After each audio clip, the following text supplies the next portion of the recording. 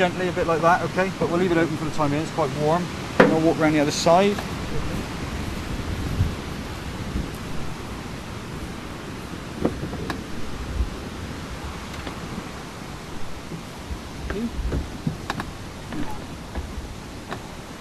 Okay David, let's start with the pedals. If you put your feet on the pedals, press the right one forwards, all the way as far as it can go. Take your feet away.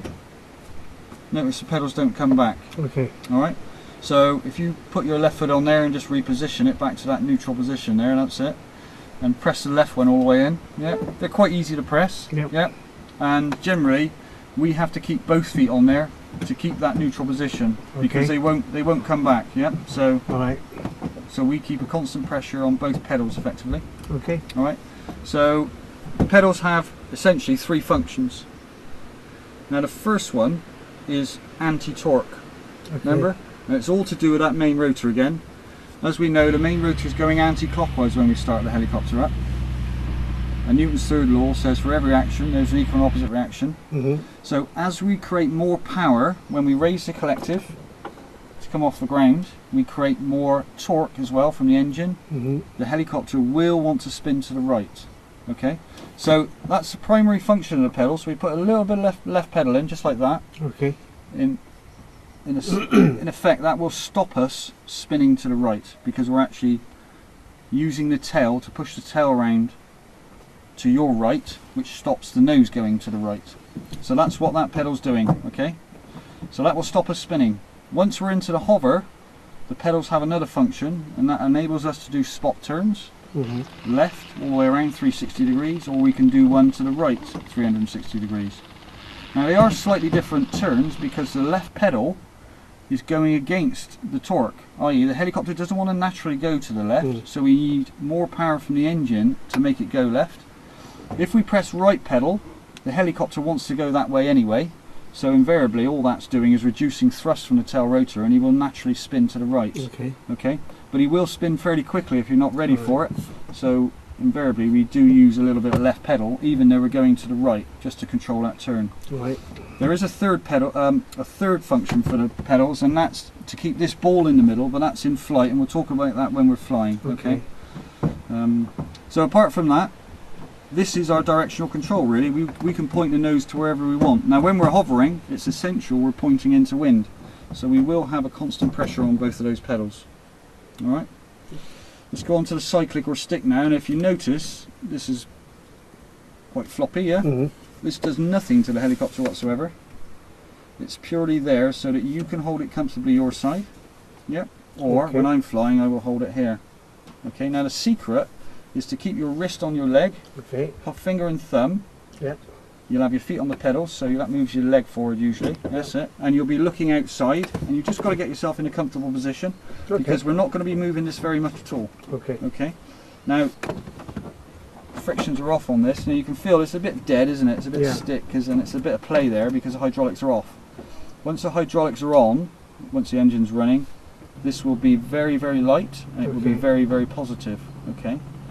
Now, this is again our directional control as well as the pedals. So this is a powerful control, the cyclic. If we're in the hover, if we've come up into the hover and we want to move forwards, we just ease that forwards about 1/4 of an inch. That tilts the disc and we'll start to drift forwards. Okay. Now if you notice, if we put that there, it doesn't come back either. Right. It's like the pedals, the cyclic doesn't self-center. We have to find what we call the G-spot, the central position.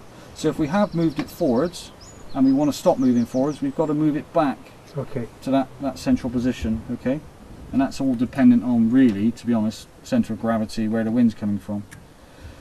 So if we want to go backwards, if we're in the central position, if we start to ease it backwards 1/4 of an inch to 1/2 an inch, that will tilt the rotor backwards and we'll start to go backwards. Okay, back to neutral will stop us going backwards. Now if we want to go sideways to the right, we'll just ease that stick to the right. Yeah, and if we want to go sideways to the left, obviously it's over to the left. Yeah. If we want to go diagonally forwards and right, then it's a little bit of forwards and a little bit of right. So it's like any joystick, it can make us go anywhere we want to. Brilliant. Okay. So this will move the helicopter in any direction. The pedals are moving in what we call the yawing plane. Basically it's just moving the tail and the nose around. So this has another function once we're flying, and this is our main speed function. This is our airspeed indicator here. Okay. Alright. So once we're flying, say we're straight and level at about 60 knots and we want to go a little bit faster, all we do is we ease the cyclic forwards about 1/4 of an inch. That tilts the disc. A second or so later the nose drops and it starts to accelerate. So it's not instantaneous, there is a bit of a lag there.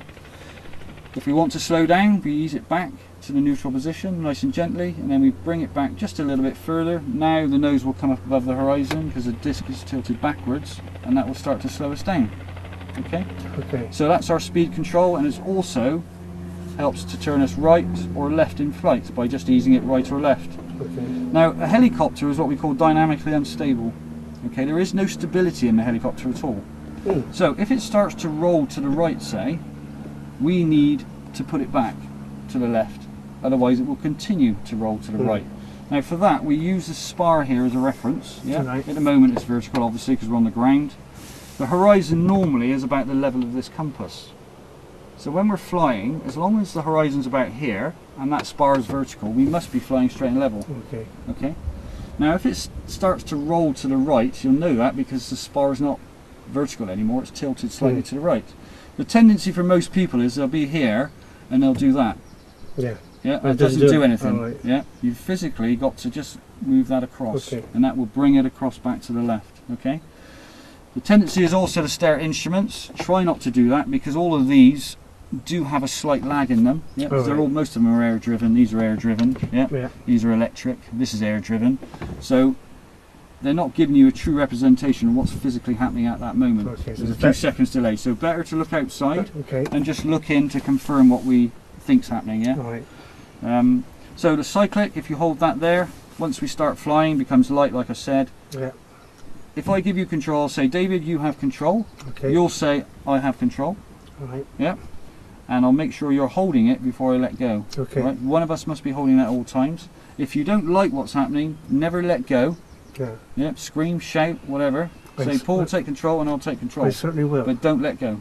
Okay, I will All let go. And no big shovey movements, just small movements. Okie dokie. All right. So that's the cyclic.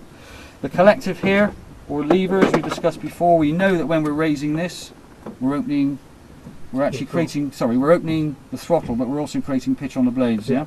So, if we're opening the throttle, we must have a power gauge somewhere, and that's this one. Okay. All right, now that 30 there is in inches of mercury. It's just a suction, it's just a pressure gauge, really. Yeah. That's atmospheric pressure. When we start the engine and we're ready to fly, it will be around 14 or 15, probably 14. Okay. Now as we raise the lever to come off the ground into the hover, this will show we're using more power, and it will probably get up to about 20, 21, depending on how much wind we've got, and we should then be in the hover. Our maximum isn't always the red line, it just depends on temperature of the day. All right.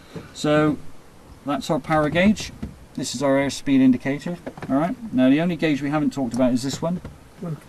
This is our RPM gauge. Now E stands for engine, R stands for rotor.